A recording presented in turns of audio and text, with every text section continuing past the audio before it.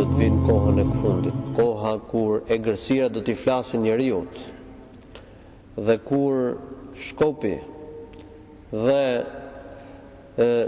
rripi i sandales ka për t'i fol njeriut, jo vetëm kaq, por kofsha do t'a lajmëroj për bisedën që ka bërë gruaja e tij pas tij. Kjo gjë do të ndodh, ashtu siç ka lajmëruar Muhamedi sallallahu alaihi wasallam, dhe kjo është padyshim për shenjave të Kiametit, siç kuptohet nga ky hadith i pejgamberit sallallahu alaihi wasallam. Kjo është gjë e jashtëzakonshme që pritet të ndodh, mirë po ka gjëra çuditshme që ndodhin në kohën tonë dhe që nuk ekzistonin në të kaluarën. Para shekush nuk i shkonte kujt në përmend se njeriu do të arrijë që të përcjellë zërin nëpërmjet mjeteve të informimit, mjeteve të telekomunikacionit. Kjo ka qenë diçka nuk dihej, domethënë, sot njeriu ka zbuluar ca gjëra. Allahu i lartësuar ka fuqi të plot. Faktikisht njeriu ka zbuluar disa ligjësi për përcjelljen e zërit. Dhe këto tashmë janë bërë gjëra të natyrshme, janë gjëra të zakonshme. Mirë po, kjo për cilën flet hadithi është e jashtëzakonshme. Do të flas shkopi, do të flas egërësira, se Allahu i lartësuar ka fuqi të plot. Allahu që ka bërë të flas goja e njeriut, domethënë kodet e zërit, është një mjet aty në fyt, i cili prodhon kodet e zërit, shumimët. Ata cilët e njohin mirë domethënë fizikun e njeriut, zbërthejnë fizikun e një organizmin e njeriut dhe din shumë mirë. Nëse ai ka defekt, njeriu nuk flet dot, nuk e nxjerr dot zërat. Allahu i lartësuar ka bërë këtë organ, i ka dhënë këtë aftësi njeriut. Dhe Allahu që i ka dhënë këtë aftësi njeriut për të folur, ndërkohë që qenjet e tjera nuk flasin, kush ja dha? Natyra ja dha këtë njeriut. Po ta shikosh aftësinë e njeriu për të folur është e mahnitshme, është e mrekullueshme. Mund kanë fol vëllezër që nuk do që u mur zari.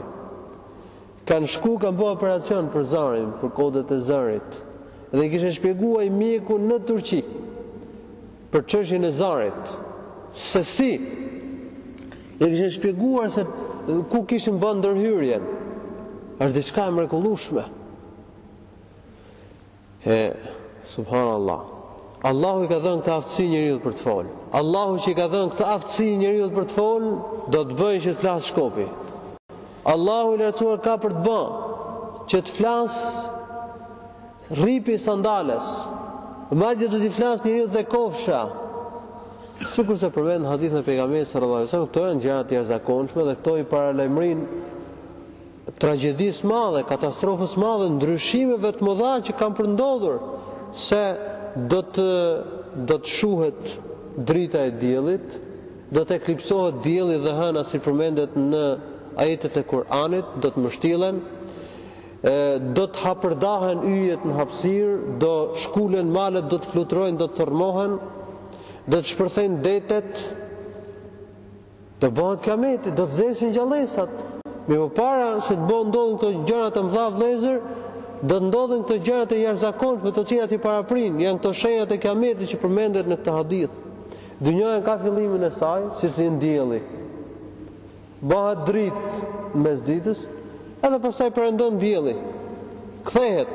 Edhe dynjaja ka fillimin e saj, edhe pastaj do të vinë fundi i saj. Kur të vinë fundi, ka disa shenja të cilat paralajmërojnë se është fort afër. Allahu i lartësuar ka përmendur në Kur'an se në ditën e gjykimit, Allahu do të avullos gojat njerëzve, dhe do të flasin duart, dhe do të dëshmojnë këmbët e tyre. El-yawma nakhtimu ala afwahihim wa tukallimuna aydihim wa tashhadu arjuluhum bima kanu yaksibun. Allahu i lartësuar ka thënë, sot ne do t'i vullosim gojat e tyre dhe do të na flasin duart e tyre, e do të dëshmojnë këmbët për atë të cilën njerëzit e kanë vepruar. Po ashtu Allahu ka thënë në Kur'an, wa qalu li juludihim lima shahidtum alejna, qalu antaqana Allahu alladhi antaqa kull shay. Ata do të thonë lëkurave të tyre, përse dëshmuat kundër nesh?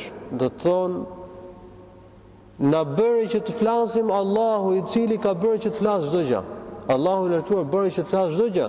Dhe është Allahu i lartësuar i cili na bëri neve që të flasim. Kështu do të thotë lëkura e njeriu ditën e gjykimit. ka për dëshmuar lëkura kundër gjunahçarit në ditën e gjykimit.